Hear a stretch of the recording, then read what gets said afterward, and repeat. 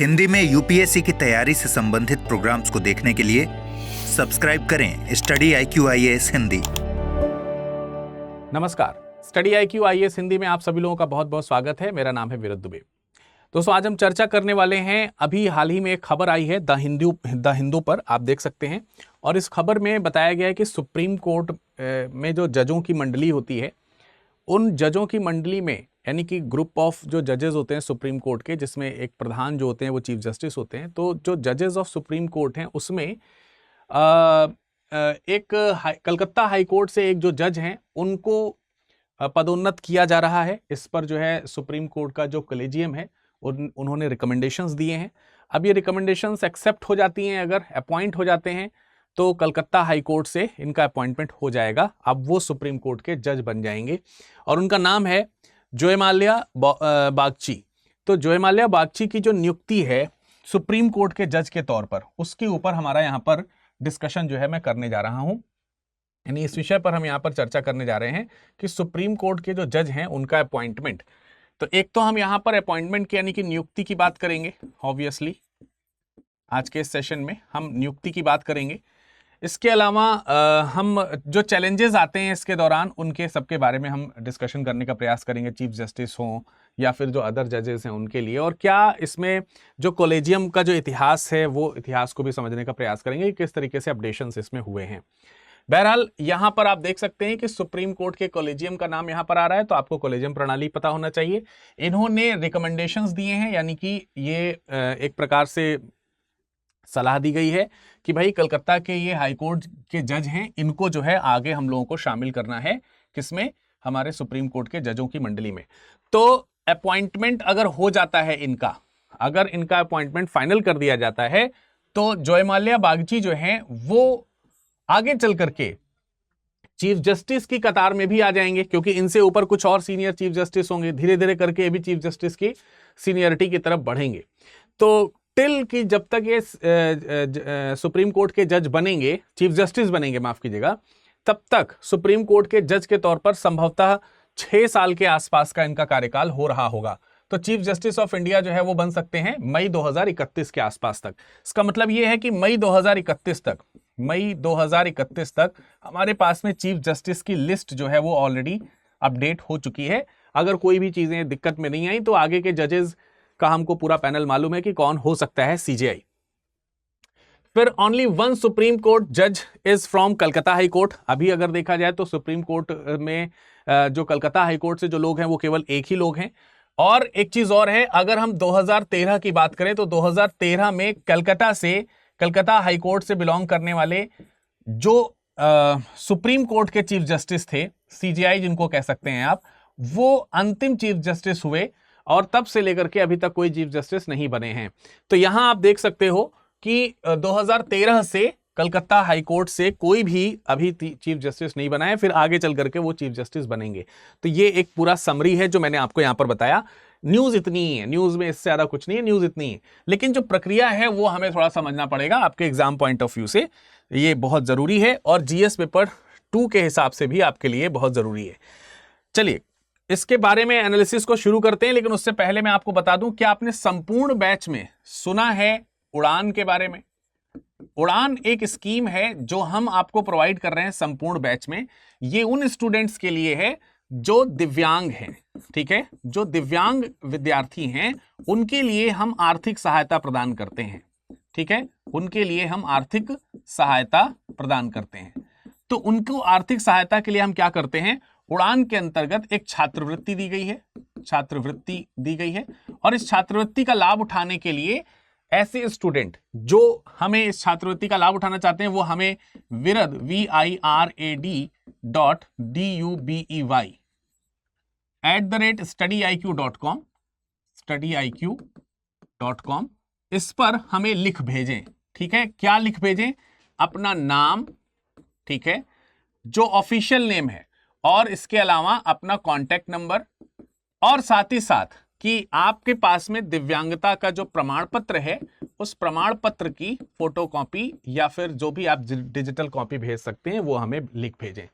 भेज दें, मतलब अटैच करके, और अपना नाम और कॉन्टैक्ट नंबर भेजें। तो हम आपको यहाँ पर इस उड़ान की सुविधा जो है वो दे देंगे, जिससे कि आपको आर्थिक सहायता जो है वो मिल पाएगी और आप हमारे इस संपूर्ण बैच के साथ एनरोल हो पाएंगे। तो जल्दी कीजिए, इसके लिए समय समाप्त हो रहा है, क्योंकि आज 7 मार्च है और आज ही से ये बैच स्टार्ट होने वाला है। ठीक है, तो ये चीज आपको यहां पर ध्यान रखना है। दूसरा, अन्य लोग निराश ना हो, अन्य लोगों के लिए भी ऑप्शंस हैं, जैसे कि अगर आप संपूर्ण बैच में एनरोल होते हैं और अगर आप प्रारंभिक परीक्षा पास कर लेते हैं, प्रारंभिक परीक्षा जो कि आप पास करेंगे ऑब्वियसली, तभी जाकर के आपका सिलेक्शन होगा। ये तो वो लोग सोचें कि सर पास नहीं हो पाए तो हमारा पैसा, तो जो लोग पास हो जाएंगे, प्रारंभिक परीक्षा को क्वालिफाई कर लेंगे, केवल प्रारंभिक परीक्षा को भी अगर क्वालिफाई कर लिया तो आपकी फुल फी रिफंड हो जाएगा। अब इस पे तर्क आप दे सकते हो कि सर पहले से ही फीस माफ कर दो, ठीक है, तो ये यार देखो, आप खुद समझो कि इतने सारे हजारों लोग यहां पर आएंगे, सबकी फीस कैसे माफ हो सकती है। दूसरा, आप अपने आप को प्रूफ करो ना, आप तो प्रूफ करो, सिंपल सी बात है, वो हजारों चाहे लाखों, उससे क्या फर्क पड़ता है, आप तो प्रूफ करो। और उसके बाद, क्योंकि इसको प्रूफ करे बगैर तो आपका सिलेक्शन भी नहीं होना है, तो जिस चीज के बगैर सिलेक्शन नहीं होना है उस चीज के बगैर फी रिफंड भी कैसे होगा। तो ये आपके लिए चैलेंज है, आप इस चैलेंज को पूरा कीजिए, अपनी पूरी फीस वापस ले जाइए और प्री के साथ साथ मेंस और इंटरव्यू तक की पूरी तैयारी आपकी इसमें निःशुल्क हो जाएगी, इंक्लूडिंग बुक्स वगैरह, सब बुक्स वगैरह आपको इसमें मिलेंगी। ठीक है, तो ज्वाइन करने के लिए नीचे लिंक दिया हुआ है डिस्क्रिप्शन बॉक्स में, विरद लाइव कोड का आपको इस्तेमाल करना है, या जो भी आपको असिस्टेंस प्रोवाइड करा रहे हो, जो भी आपको असिस्टेंस प्रोवाइड करा रहे हो, कीप इट इन माइंड कि आप उनको मेरा नाम विरद दुबे, विरद सर बोल सकते हैं, या जो विरद लाइव कोड है ना उसमें मेरा नाम है पहला विरद, तो ये जरूर बता दें, जिससे कि आपको निश्चित तौर पर मैक्सिमम डिस्काउंट्स की सहायता की जाएगी। नहीं बताने पे डिस्काउंट्स की सहायता नहीं हो पाएगी, वो फिर आपके लिए नुकसानदायी होगा। इसलिए विरद नाम जरूर बता दीजिए कि सर ने हमें भेजा है, हम बात करना चाहते हैं, तो आपको डिस्काउंट्स यहां पर मिल जाएंगे। तो ये सारी चीजें हैं। चलिए अब हम खबर में आगे बढ़ते हैं, लेकिन बढ़ने से पहले जरा यहां पर ये एक पूरी लिस्ट देख लीजिए। इस पूरी लिस्ट के ऊपर आइए एक नजर डालते हैं। प्रेजेंट टाइम में, वर्तमान में अगर आप देखेंगे तो वर्तमान में आपको मालूम है कि हमारे यहां जो चीफ जस्टिस हैं वो जस्टिस संजीव खन्ना जी हैं, जो कि 2025 में मई में सेवानिवृत्त होंगे, यानी इसी साल 2025 मई में ये सेवानिवृत्त होंगे। और इसके बाद से आप देख सकते हैं एक नाम यहां पर लिखा है, दूसरा नाम जस्टिस BR गवई, तीसरा नाम जस्टिस सूर्यकांत, चौथा नाम जस्टिस विक्रमनाथ, पांचवा नाम जस्टिस BV नागरत्ना, छठवां नाम जस्टिस PS नरसिन्हा, सातवां नाम जस्टिस JB पादरीवाला और आठवां नाम जो है आपका जस्टिस KV विश्वनाथन। तो जस्टिस KV विश्वनाथन का कार्यकाल आप देख सकते हैं मई 2031 में खत्म हो रहा है। और इसीलिए अभी आपने जब यहां पर नाम देखा जस्टिस जयमाल्या बागची का, तो जयमाल्या बागची जी के लिए क्या लिखा है, मई 2031 में वो चीफ जस्टिस ऑफ इंडिया बन सकते हैं। तो आप यहां पर जयमाल्या बागची, ठीक है, तो ये जस्टिस जयमाल्या बागची 9th में आपको यहां पर ये नाम देखने को मिलेगा, और ये मई 2031 में जो है वो अपॉइंट होंगे। तो अभी यहां पर आप इस चीज को ध्यान रखें कि एक चीज तो आपको ध्यान रखनी है, जैसे आप देख रहे हैं किसी का बड़ा छोटा सा कार्यकाल है, जैसे ये नवंबर में शुरू कार्यकाल हो रहा है और मई में खत्म हो जा रहा है, तो बहुत छोटे छोटे कार्यकाल हैं, किसी का 184 दिन है, किसी का 194, किसी का बहुत बड़ा कार्यकाल है, 1 साल से ज्यादा का आपको दिख रहा है। तो सब इस तरीके से, किसी का देखिए 36 डेज का ही कार्यकाल दिख रहा है, जैसे जस्टिस BV नागरत्ना का कार्यकाल बहुत छोटा सा रहेगा। तो ये क्यों है, क्योंकि ये एज के अकॉर्डिंग है, ठीक है, एज यानी उम्र के अकॉर्डिंग है। उम्र जो है वो अधिकतम कितनी ली जाती है, अधिकतम उम्र की सीमा कितनी होनी चाहिए, कोई भी जज सुप्रीम कोर्ट के जज के पद पर, चीफ जस्टिस के पद पर बने रह सकते हैं 65 वर्ष की आयु तक।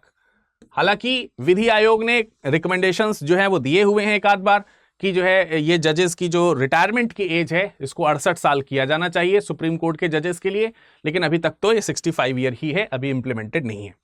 तो ये आपको एक सारणी पता चल गई कि अगले जो बनेंगे 9वें नंबर पर, वहां तक की लिस्ट हमारे पास में क्लियर है।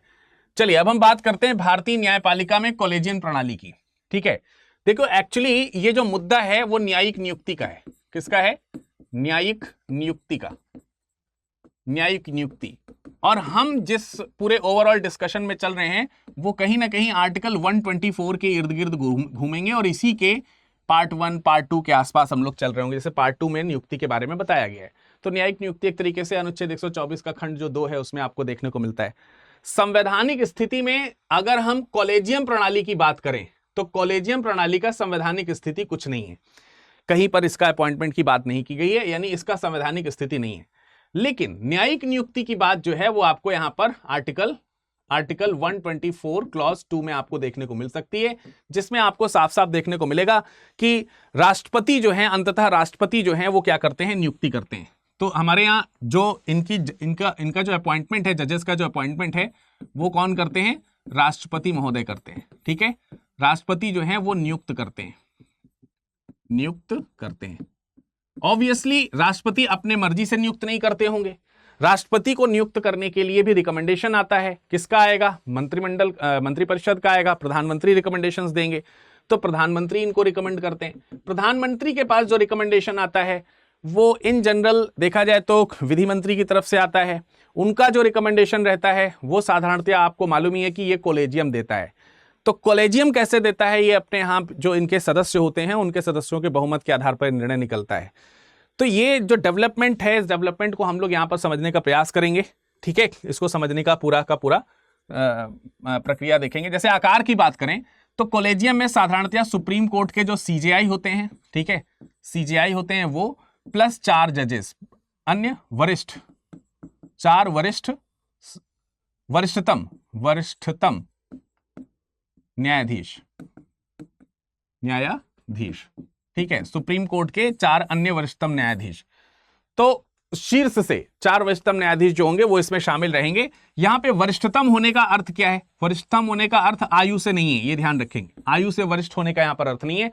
वरिष्ठ होने का अर्थ जो है, जो उनका, जैसे सुप्रीम कोर्ट में उनका कार्यकाल जो है वो कितने दिन का रहा है, कार्यकाल के अकॉर्डिंग आप देखेंगे कि उनकी वरिष्ठता यहां पर आपको समझ में आएगी, कितना लंबा कार्यकाल है, तो उन सब चीजों के आधार पर आपको देखने को मिलता है। तो ये वरिष्ठतम जो है वो ध्यान रखना है कि आयु के अकॉर्डिंग नहीं है कि कोई एज में बड़ा है तो इसलिए, ऐसा नहीं है। ठीक है, तो ये आकार की बात हो गई। हाईकोर्ट के कॉलेजियम की बात करें तो हाईकोर्ट के कॉलेजियम में भी सीजेआई रहते हैं, और सीजेआई के अलावा जो भी हाईकोर्ट है उस हाईकोर्ट के जो 2 वरिष्ठतम न्यायाधीश होते हैं, न्यायाधीश जो होते हैं उनको यहां पर शामिल किया जाता है। ठीक है, तो ये चीज आपको एक प्रोसीजर के तौर पर देखने को मिल जाती है। न्यायिक नियुक्ति से संबंधित मैंने आपको बताया कि अगर हम संवैधानिक प्रावधान की बात करते हैं तो संवैधानिक प्रावधान में न्यायिक नियुक्ति के जो संवैधानिक प्रावधान है वो मैंने आपको पहले बता दिया इसके बारे में। कॉलेजियम सिस्टम को ये डिफाइन नहीं करता है, कॉन्स्टिट्यूशन में कॉलेजियम सिस्टम के बारे में नहीं लिखा है, लेकिन हमारे यहाँ न्यायिक नियुक्ति जो होती है वो कॉलेजियम प्रणाली के माध्यम से ही होती है। अब देखिए कॉलेजियम प्रणाली की उत्पत्ति जो है वो किस तरीके से हो रही है या कैसे हमको यहाँ पर देखने को मिल रहा है। इसके लिए आपको 4 जो है केसेस जो है देखने पड़ेंगे, जिनको फर्स्ट जज केस, सेकंड जज केस, थर्ड जज केसेस के नाम से जाना जाता है। जैसे प्रथम न्यायाधीश मामले को अगर हम देखें तो एक्चुअली ये 1981 का मामला है, 1981 का मामला है, जिसको हम लोग बोलते हैं एसपी गुप्ता बनाम भारत संघ।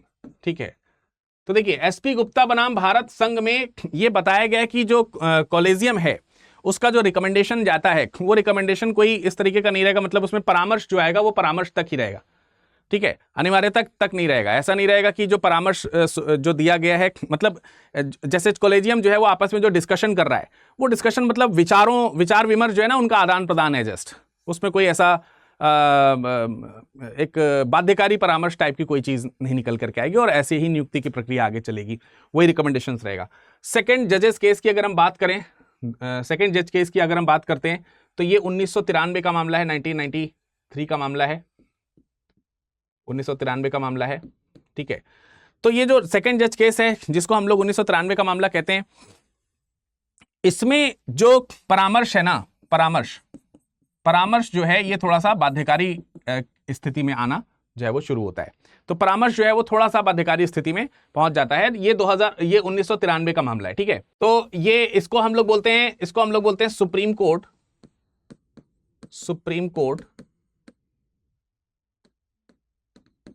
ऑन रिकॉर्ड,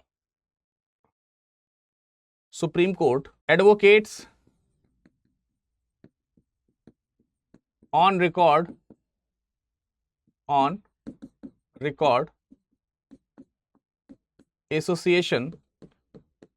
एसोसिएशन बनाम भारत संघ। ठीक है, तो ये एक मुद्दा जो है आपको देखने को मिलता है। ये 1993 का मामला है, इसी को द्वितीय न्यायाधीश मामला कहते हैं। तो जो परामर्श है ना, परामर्श में जैसे यहां पर क्या होता था, जो परामर्श है वो एक तरीके से मतलब विचार विमर्श रहता था, उसको हम लोग विचार विमर्श की कैटेगरी में रखते हैं। उसको समझते हैं कि यार आपस में डिस्कशन हुआ, जो डिस्कशन हुआ उसी के अकॉर्डिंग जो सीजीआई है जो निर्णय देंगे, उस निर्णय के ऊपर हमारा जो है विचार आगे बढ़ जाएगा। लेकिन अब अगर हम देखें तो यहां पर परामर्श की जो परिभाषा है ना, वो इसमें चेंज करी गई। किसमें चेंज की गई? ये जो supreme court advocates on records association बनाम भारत संघ जो दिया जाता है, इसमें जो है ये परिभाषा बदल दी गई।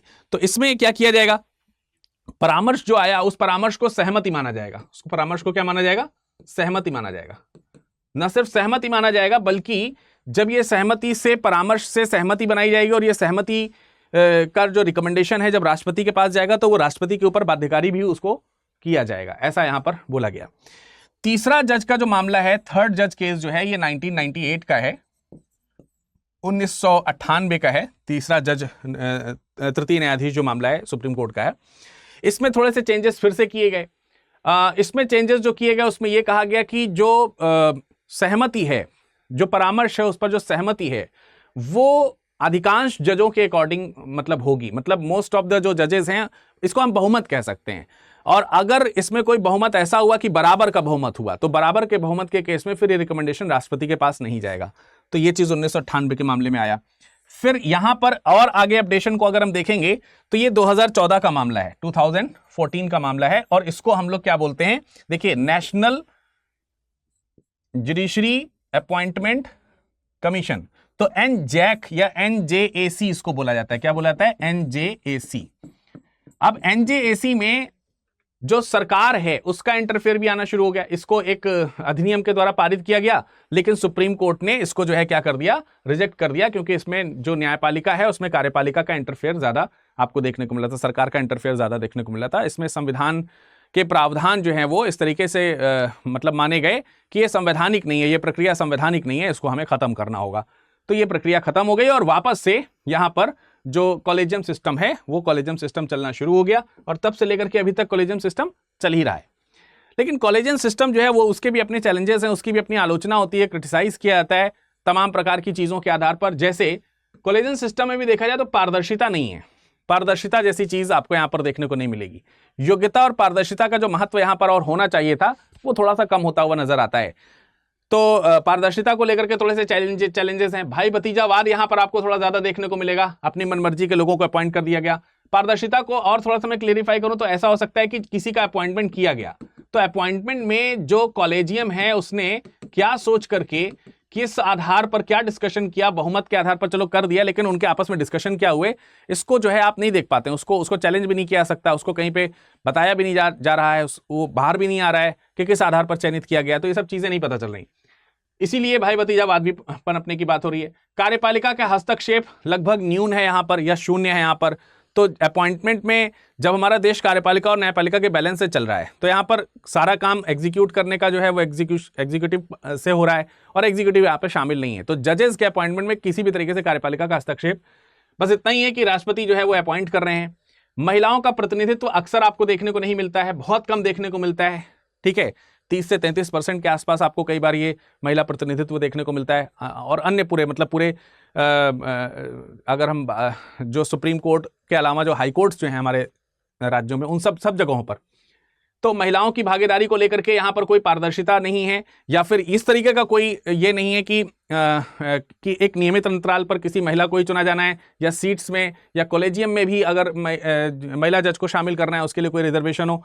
इस तरीके की चीज कहीं पर कुछ भी नहीं रखी गई है। 99वां संविधान संशोधन वही 2014 वाला जो है, जिसके माध्यम से एनजैक जो है, एनजेएसी, उसको लाने का प्रयास किया गया था। ऑब्वियसली इसको जो है रिजेक्ट किया गया। मैंने आपको बताया एमओपी एक ऐसा डेवलपमेंट था जिसके माध्यम से एक प्रोसीजर तय किया गया था। हालांकि ये डेवलपमेंट 1999 का है, 1999 का है, 1999 का है इसका डेवलपमेंट। और इसमें जो है न्यायाधीशों की नियुक्ति की पूरी प्रक्रिया बताई गई है।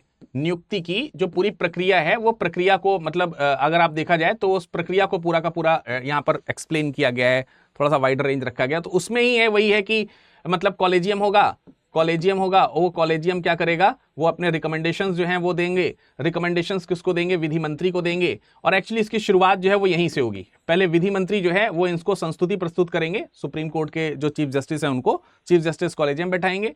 कॉलेजियम बैठा करके जो रिकमेंडेशन होगा वो विधि मंत्री तक जाएगा, विधि मंत्री का रिकमेंडेशन पीएम तक जाएगा, पीएम का रिकमेंडेशन जो है वो किसको जाएगा, प्रेसिडेंट को जाएगा। और प्रेसिडेंट जो है उन्हें क्या कर देंगे, अपॉइंट कर देंगे। तो इनका जो अपॉइंटमेंट है वो जो है आप देख सकते हैं 65 वर्ष की आयु तक के लिए होता है। उससे पहले वो खुद चाहें तो राष्ट्रपति को लिख करके जो भी जजेस हैं वो क्या कर सकते हैं, रिटायरमेंट ले सकते हैं या पदच्युत हो सकते हैं। तो ये तमाम सारी चीजें आपको इस प्रक्रिया के अंतर्गत देखने को मिलती थी। तो आई होप कि सारे के सारे जो पॉइंट्स है वो आपके क्लियर हो गए होंगे वर्तमान स्थिति से संबंधित। अब आपके लिए एक क्वेश्चन है जिसके आंसर को मैं चाहूंगा कि आप कमेंट सेक्शन में सभी व्यूअर्स कमेंट करके दें। अगर इसमें आपको चीजें समझ में आई है तो पार्टिसिपेट जरूर करना चाहिए। और ये प्रश्न प्रीवियसली आस्क्ड क्वेश्चन है, 2019 में यूपीएससी की प्रीलिम्स परीक्षा में पूछा गया था। कह रहे भारतीय संविधान में 44वें संविधान संशोधन द्वारा एक अनुच्छेद जोड़ा गया जिसके अंतर्गत प्रधानमंत्री के चुनाव को न्यायिक समीक्षा से परे रखा गया। दूसरा है, भारत के सर्वोच्च न्यायालय ने भारत के संविधान के 99वें संशोधन को न्यायपालिका की स्वतंत्रता का उल्लंघन करने वाला बताते हुए रद्द कर दिया। ये वही एनजेक वाला जो है उसके लिए। तो उपयुक्त में से कौन सा है, कौन से कथन सही है या हैं, केवल एक, केवल दो, एक और दो दोनों, ना तो एक ना ही दो। ठीक है, तो इसके बारे में आप जरा हमको कमेंट सेक्शन में कमेंट करके बताइएगा। जाते जाते मैं आपको फिर से याद दिला देना चाहता हूं कि अगर आप स्टडी आईक्यू के इस आईएएस प्रोग्राम से जुड़ते हैं जिसको हम लोग संपूर्ण प्रोग्राम कहते हैं, तो इस प्रोग्राम से जुड़ने से आपको बहुत सारे लाभ हो सकते हैं।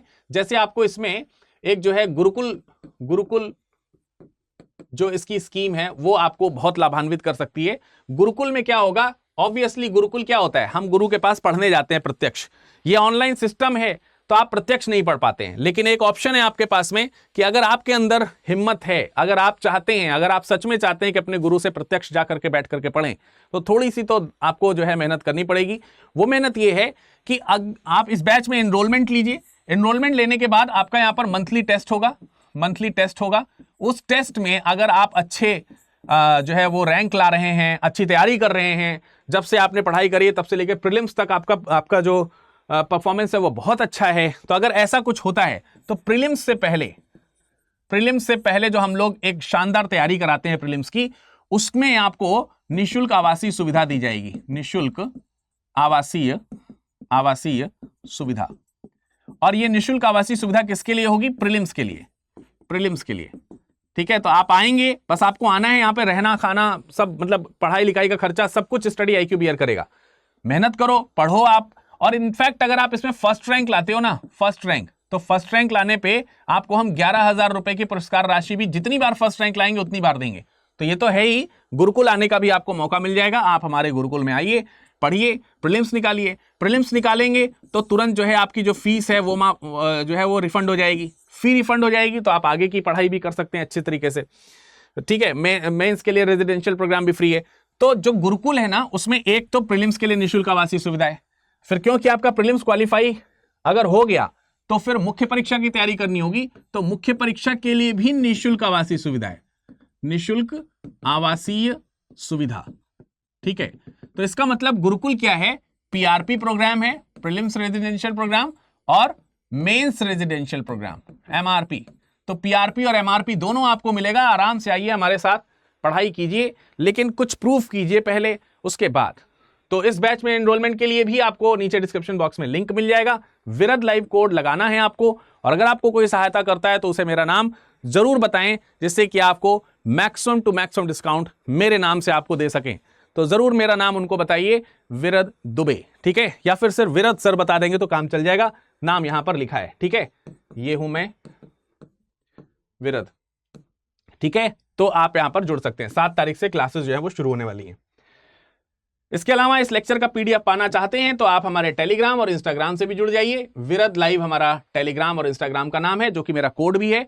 और आप हमसे किसी प्रकार का कुछ भी छूट या डिस्काउंट या ईएमआई इत्यादि या कुछ भी दूसरी चीजें पाना चाहते हैं तो अपनी डिटेल के साथ, ठीक है, virad.dube@studiiq.com यहां पर लिख भेजिए, कॉन्टेक्ट नंबर और ऑफिशियल नेम। ठीक है, चलिए मुलाकात करेंगे फिर किसी खबर में, तब तक के लिए धन्यवाद। हिंदी में यूपीएससी की तैयारी से संबंधित प्रोग्राम्स को देखने के लिए सब्सक्राइब करें स्टडी IQ IAS हिंदी।